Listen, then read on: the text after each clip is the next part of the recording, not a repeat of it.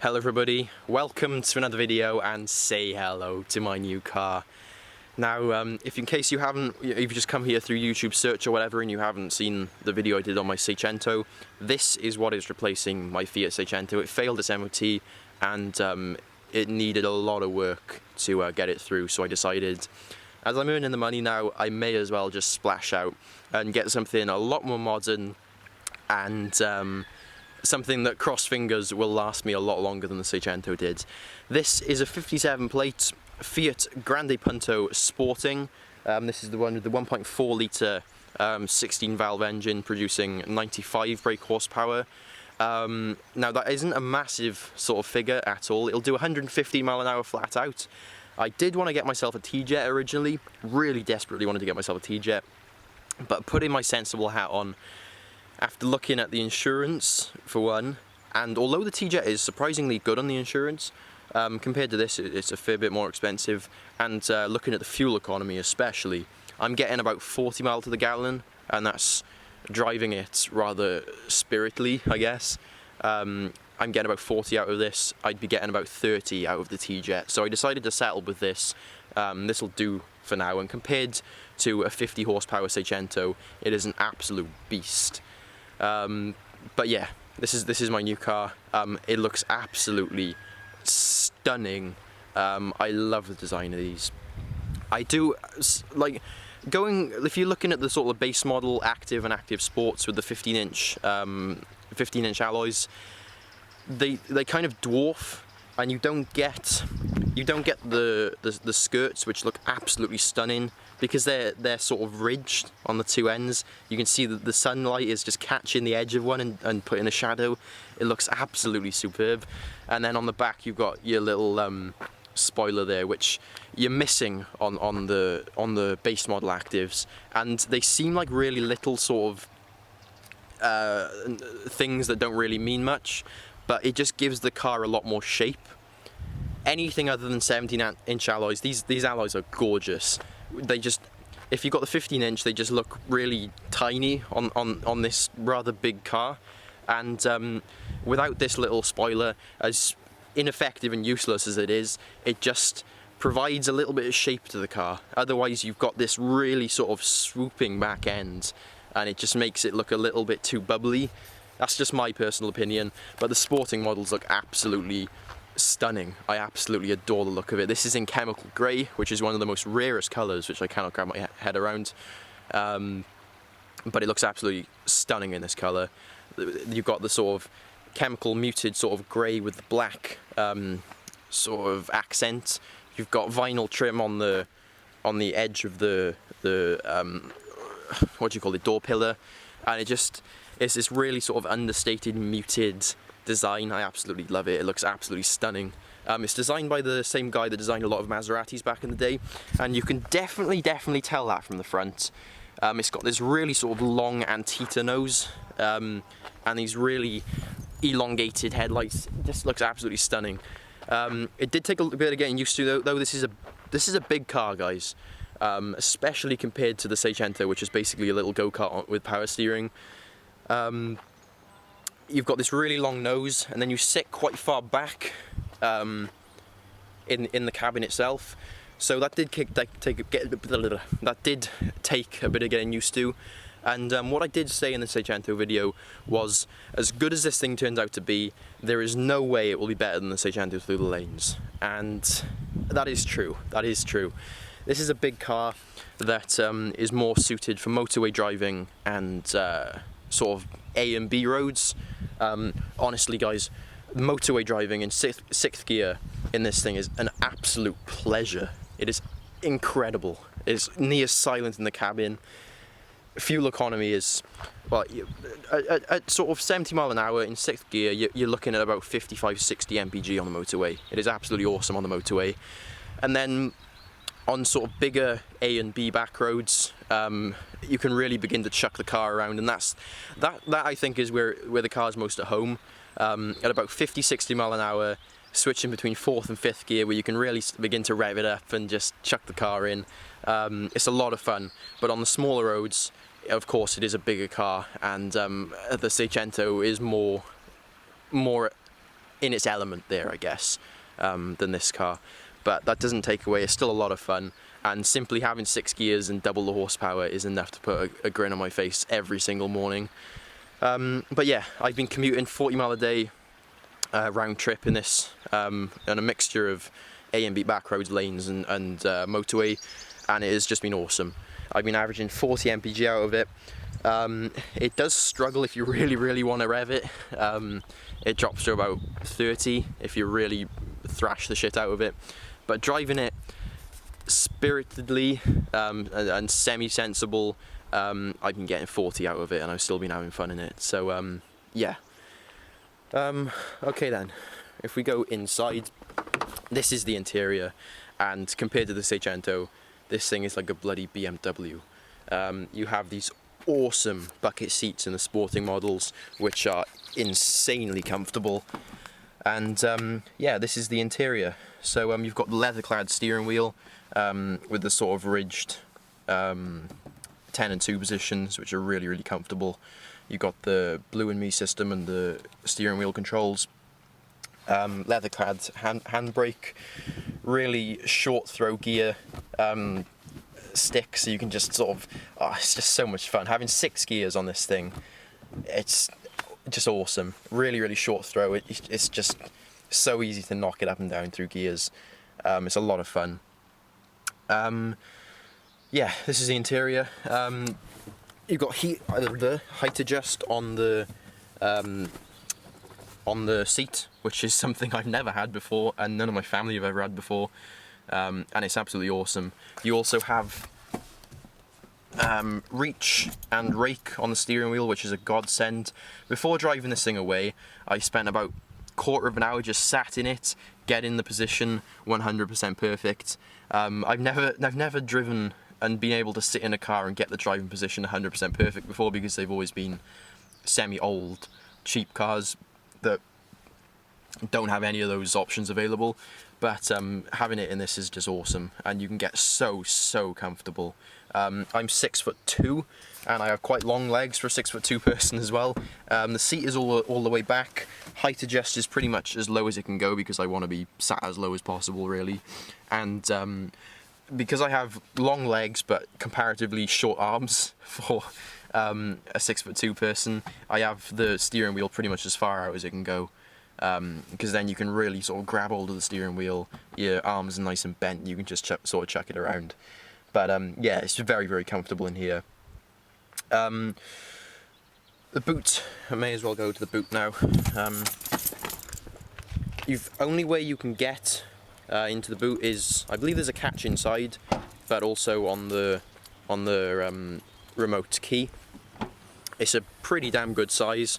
Again, comparing it to my Seicento, it is humongous. And then if the back seats fold down pretty much flat, so you've got a massive space back there.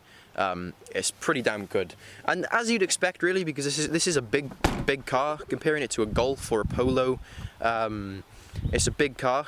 It's quite wide, and it's very long. The back sort of leg room is pretty poor. I must admit, because the majority, I'm not sure what they put here. There is a huge, if you've ever driven a VW Beetle, then you kind of, it's a very similar sort of dash. It's really a long way back there to get to the windscreen, and then you have this really long engine bay as well. I'm not sure what the hell is going on underneath there, because it's definitely not the engine, because the engine is pretty tiny in the engine bay. But I guess it has something to do with the NCAP 5-star rating. But yeah, it takes a bit of getting used to, because you sat a long way back than to the front of the car. But well, once you do get used to it, it's fine. It's just, I feel that they could have figured out how to get a bit more leg room there instead of wasting all the space on the dash. But I digress. What can I say? Blue and Me system in this car. So you connect your phone to the car hands-free, works absolutely perfectly. The music playing part of it, though, works horrifically. Basically, the idea is you're meant to plug either a USB port or a iPod into that USB port by there. and then you're meant to flick to CD, which then goes to media player, and you're meant to play your music through there. Awesome, in theory. But unless you have any more than 2 or 3 songs on a USB stick, it simply refused to work for me. I could not get it to work whatsoever. It was great when it did work, but it just didn't work unless I had 2 or 3 songs on a USB stick. So what I did, and this is kind of going into the negatives about the car now, I guess, was wire up an aux port.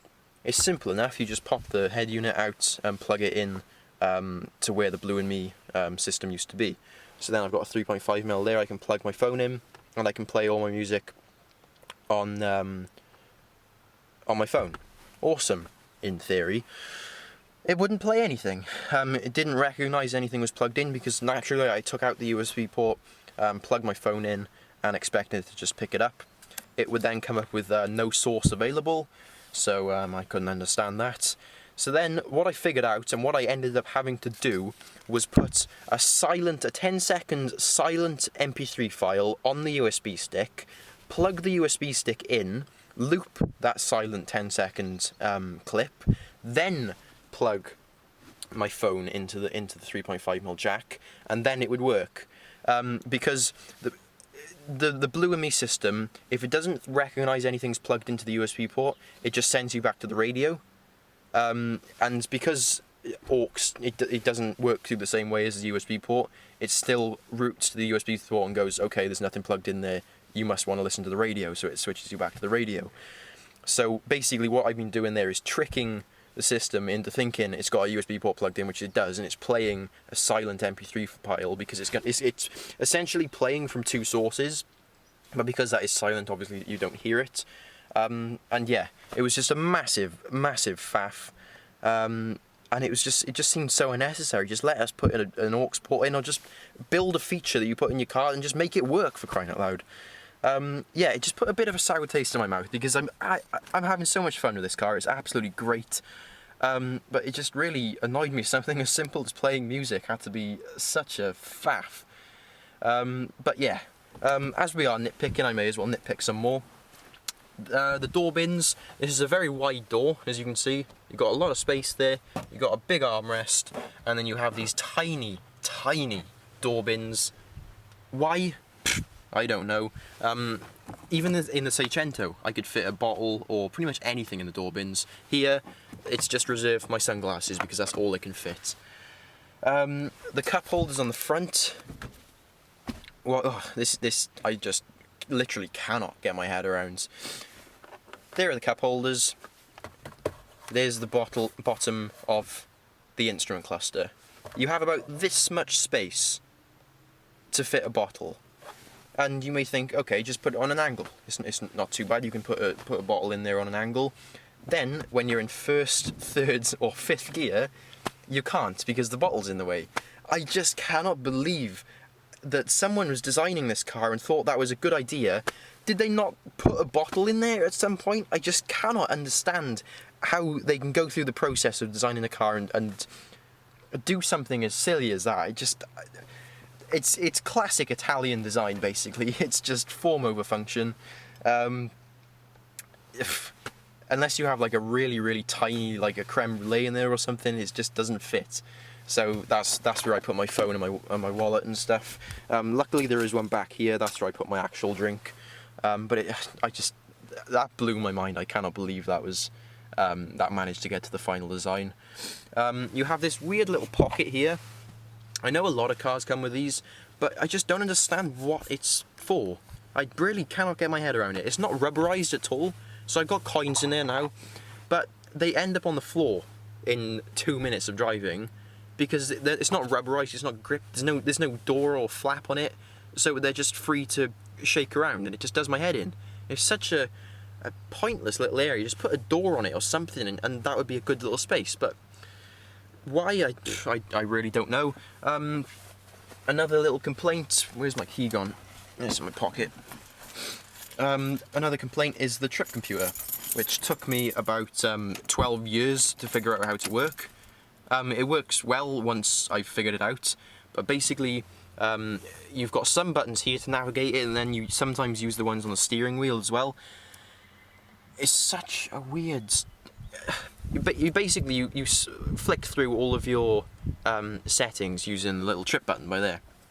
Obviously the car isn't on now, so I can't really show you, but it's just unnecessarily complicated. I know you can only do so much with like a handful of buttons, but they could have made it a bit more intuitive, I think personally.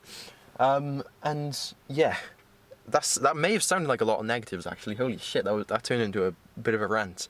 But that does not take away from the car. You kind of come to expect it from Italian cars. Oh, one thing, I love the wing mirrors. Don't ask me why, I just absolutely adore the shape of them. It's absolutely superb. I just love the design. There's just something about Italian design. Fiat's, Alfa Romeos, anything Italian, there's something about it. And I may have complained about the cup holders and the weird little cubby holes and stuff. That doesn't matter. You kind of, as soon as you step outside and you just look at the car, you just forgive it. And once you actually get in and start driving it, you forgive it, because it's just such a fun car to drive. And it is a very, very nice place to be in there. I sit in that seat for about 2 to 3 hours a day, and I have no complaints. It's the most comfortable place to be. The music player, the stereo system in the car, it is superb. I actually played music on my computer for the first time in a good few weeks yesterday, and I spent about 10 minutes figuring out whether the speakers are broken or not, because the things, you have two in the front. It took a bit of getting adjusting in terms of balance and fade and stuff, but once you get everything dialed in, it is absolutely superb, the speaker system in here. And yeah, visibility, that's another little tiny nitpick. You have these weird little windows here, but the A-pillars, they really provide quite a big blind spot, so when you're pulling out of junctions and stuff, it's not the best thing to look out of in the world. The Seicento, you're a bit blessed in a car like the Seicento, because you're just sat in a glass box basically, and you can look behind you and you can see. Of course, you've got a massive blind spot back there as well. The Seicento is very good for all-round visibility. This car isn't quite as good because you've got a lot of curves and stuff going on, but it's not too bad as long as you make use of your mirrors and stuff and you're not a complete idiot. It's not that bad. But yeah, I think that's pretty much all I've got to say, guys. That's my new car, and man, do I absolutely adore it. As much as I feel sorry for my Seicento sat on the drive now, and then I just look at this, it's just a really classy looking car. I absolutely adore it, guys. It's so much fun to drive. It's pretty damn good on fuel for a car of this class and of this age, and yeah, it's just absolutely awesome. I love it to bits. So if you've made to the end of this video, holy shit, it's almost 20 minutes long, then kudos, because have I spoke about the skirts? I absolutely love the skirts. The way the sun sort of catches the light and casts a shadow, that's awesome. I think I have talked about that. Yeah, that's my Grande Punto, guys. I hope you enjoyed this video in some shape or form. I'm probably going to be just cringing all the way through this video in editing. But yeah, as always, guys, I'll see you in the next one. Bye-bye.